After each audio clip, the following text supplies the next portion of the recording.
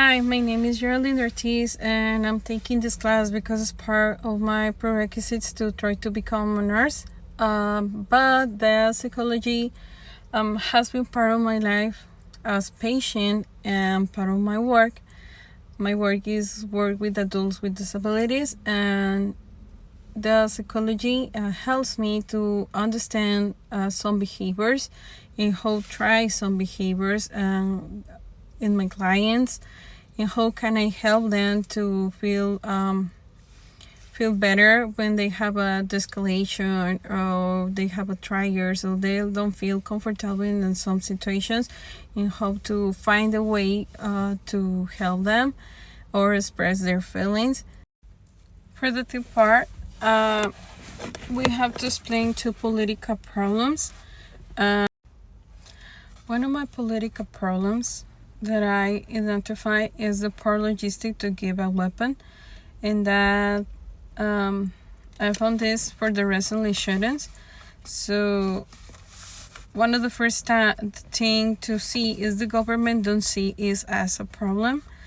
In fact, they justify say this is a right. They have this thinking for the Second Amendment, and the Second Amendment say protects the rights of the USA citizens to keep bear arms. The only thing is bad is, but they should at least be able to handle it with a little more caution. With that information, I find a conclusion. The recently shootings have a different causes, but the same factor: a lack of communication in the community and home. A lack background checks and updates that information. The government, they justify this saying every presidency represents a new way of thinking. When this should be static, we have to keep this under safe, but because the only thing that persists in the parties and the bad parties of the government are they apologize after the massacres, yet the guns massacres is continue. There's like radical immigration measures in the United States. In the recent events in the country, we crossed for a couple immigration waves. For one country, it's difficult to keep control of that situation. The government has have a two political sides, and they have a specific in this situation. They have a specific objective is control the immigration waves.